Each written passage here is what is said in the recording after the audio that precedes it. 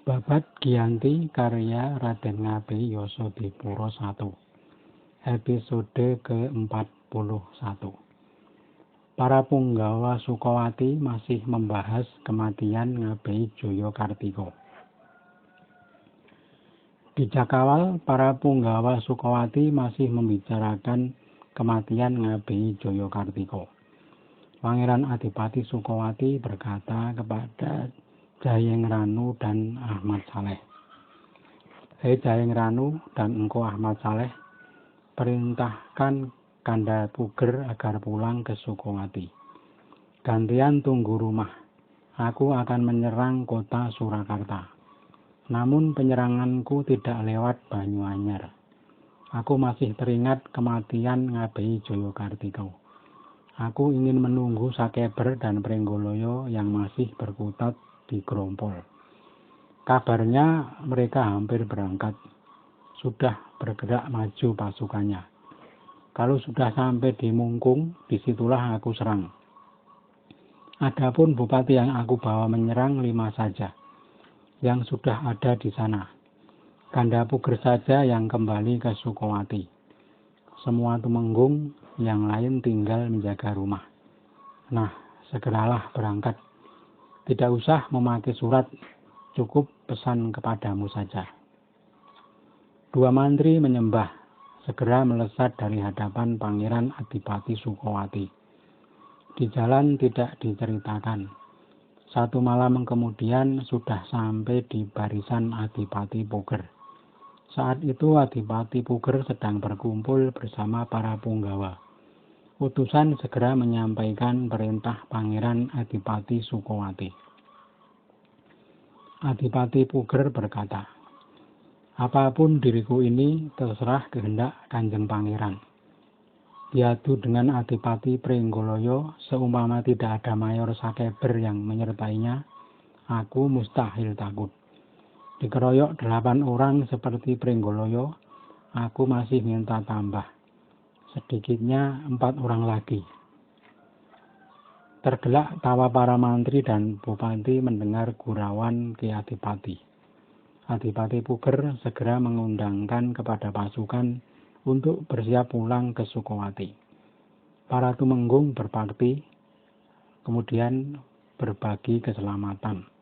Bendi ditabuh nyaring. Sang Adipati berangkat beserta pasukannya. Para bupati mengantarkan sampai seperjalanan. Adipati Puger semalaman berjalan. Paginya sudah sampai dan bertemu Pangeran Adipati Sukawati. Adipati Puger dirangkul dan ditepuk pundaknya oleh pangeran. Berkata Pangeran Adipati Sukawati, "Duh, celaka si Uwak ini. Mengapa membunuh si Delu? Kasihan dan sayang. Sebaiknya dibujuk agar bergabung." Adipati Puger berkata, "Sudah sangat berlebih dalam membujuknya. Memang tidak bisa. Balajate mego abang, Panembahan mego belong, Panembahan mego gedah, jadinya lalu mati. Brawijaya mego biru, menyuruh tak ditimbang." Segenap bupati tidak memahami permainan kata si Paridan. Hanya Pangeran Adipati Sukawati yang memahami. Pangeran pun tertawa. Pangeran lalu berkata kepada para Tumenggung, bocah semua, apa engkau sudah paham permainan kata si Adipati? Katakan maksudnya engkau, Suratimanggala, Wilotikta, Suranata, anakku Godamastaka, juga Selonagara, Kartonagara, serta Raksanagara, Brajamusti, Brajadenta, Singonagara, dan Tegalangun-angun. Ayo, katakan kalau kalian paham." Semua berkata, "Sepertinya tidak ada yang paham. Mohon diartikan permainan kata Kiai Lurah tadi." Pangeran berkata pelan, "Artinya itu si Kanda Puger sedang menyalahkan kerabatnya yang menjadi raja. Menyuruh Jayakartika tanpa memakai pertimbangan, maka mati di medan perang. Kalau seseorang disuruh berperang, mestinya diambil hatinya. Dan menjadi kewajiban raja berbudi lembut kepada bawahan. Orang besar saja dimarahi. Bagaimana kalau orang kecil? Seperti banjir bandang penyesalannya kini. Adipati Puger berkata pelan. Benar seperti itu. Sudah jadi raja kok menghasut orang kecil. Dilo, bantulah aku merebut negaraku. Itu perintah yang tidak sah. Di Ngendo, Jayakartiko hanya diberi 100 prajurit. Lalu disuruh merekrut orang untuk berperang dan diadu dengan pasukan para bupati. Apakah tidak melihat bahwa musuh semua tangguh?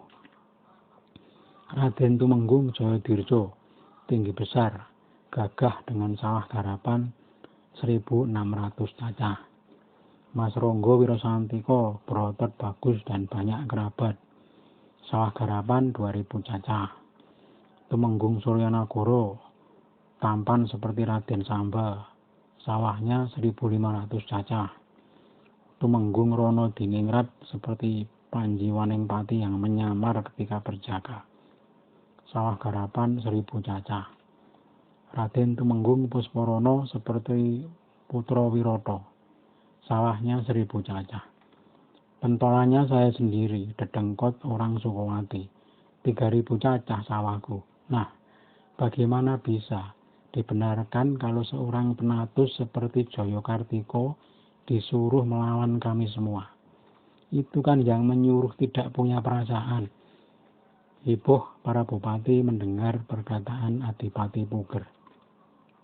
Sang Adipati berkata lagi, hukumnya itu sama dengan orang tanpa dosa dipasung, lalu dibawa ke tengah peperangan dan ditaruh begitu saja tanpa dilepas pasungnya, lalu dikeroyok sampai mati. Seperti itulah keadaan Jayakartiko. Sebenarnya tandingan si Jayakartiko itu hanya melawan Nabi Ahmad Saleh atau Singodirjo yang hanya punya sawah 200-an cacah. Itu perintah sungguh ngawur. Apa saya beserta teman-teman hanya dianggap anak babi saja, mentang-mentang orang desa? Alhamdulillah, apa bedanya sesama anak Nabi Adam kok? Semakin riuh tawa para bupati Sukowati. Kanjeng Pangeran berkata pelan. Nah, bagaimana saudara-saudara? Kalian semua kalah kan bersilat di kata dengan Adipati Puger? Semua punggawa berkata, sungguh kami menyerah. Sementara itu ada pelarian yang datang dari Solo sejumlah 40 orang. Yang menjadi pemimpin namanya Singodirono. Mereka hendak menyusul temannya yang bernama Carang Pradopo. Di markas sudah bertemu. Mereka berteman baik. Carang Pradopo mengetahui pekerjaan Singodirono sebagai penabuh gamelan. Orangnya pandai bicara. Carang Pradopo berkata pelan. Kakak, Anda juga bisa menulis surat kan? Ayo saya antarkan kepada Ki Lurah Adipati Puger, supaya besok dihadapkan kepada pangeran. Adipati Puger itu juga merangkap sebagai juru tulis. Pada malam hari, Carang Pradopo menghadap ke Kapugeran. Sudah disampaikan apa yang terjadi. Adipati Puger menyuruh agar semua dibawa maju. Puger terkesan melihat Singodirono, lalu diminta menulis. Adipati Puger kaget ketika melihat tulisannya, dan memuji tulisannya sebagai corak Kasuto Menggalan, gaya Cari Noto Kusuman. Ki Adipati mengangguk-angguk. Insya Allah besok pangeran suka. Karena orangnya tampan dan juga baru saja datang dari kota. Cocok jika menjadi punggawa, pikir Ki Adipati. Paginya mereka sudah dibawa menghadap. Pangeran Adipati Sukowati sudah keluar dan duduk di balai pertemuan. Adipati Puger mendekat dan berbisik apa yang menjadi keinginannya. Pangeran ketika melihat sudah sangat terkesan, lalu disuruh menulis surat ke Gemantar. Tumenggung Sumodipuro dipanggil. Setelah datang disuruh berada di belakang Singodirana untuk mengarahkan. Sangat heran melihat orang itu menulis. Ketika sudah selesai surat diserahkan. Kanjeng Pangeran tersenyum lega. Suratnya bagus dan bahasanya halus. Lalu surat diberi cap. Sudah ditunjuk utusan untuk membawanya. Singodirana disuruh membuat surat lagi ke barat untuk para bupati dengan perintah yang sama. Hari Senin rencana berangkat dari Jakawal. Kumpeni sudah sampai di Mungkung 2 hari yang lalu. Tak lama surat jadi, lalu dicap sekalian. Segera berangkat utusan yang ke selatan dan ke barat secara bersamaan.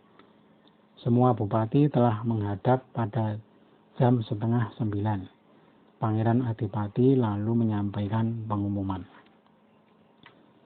Kanjeng Pangeran berkata, semua patuhilah. Singodirana ini baru datang dari Surakarta. Sekarang aku angkat pada kedudukan Tumenggung dengan nama Tumenggung Sintusastro. Artinya dia menjadi carik, tapi belum punya bawahan. Sawahnya baru 300. Adapun si Tambak Pager dan si Karas yang menyertainya lebih baik bergabung dengan Tumenggung Somodipuro. Pangeran Adipati Sukowati sudah mengundang pasukan sejumlah 214. Para Tumenggung ditinggal semua. Hanya para mantri yang dibawa. 4 mantri depan, 6 mantri belakang, dan lurahnya masing-masing 10. Semua bupati diperintahkan agar siang malam dalam keadaan siaga. Sementara itu, semua utusan sudah sampai di tempat tujuan, yang ke Gemantar dan ke barisan para bupati Sukowati. Semua yang mendapat perintah menyatakan kesanggupan. Para bupati Sukowati segera mengerahkan orang dari wilayah taklukan, yang berkuda 180 jumlahnya. Seberapapun yang menyerah di utara jalan Boyolali dan timur jalan Mojosongo. Hanya Pengging yang masih mogok. Utara jalan sudah menyerah semua. Yang mogok dan yang menyerah hampir sama jumlahnya. Ngasem lalu diduduki lagi. Di sana ditempatkan prajurit jaga. Ada 600 yang berkuda dan 1000 prajurit darat.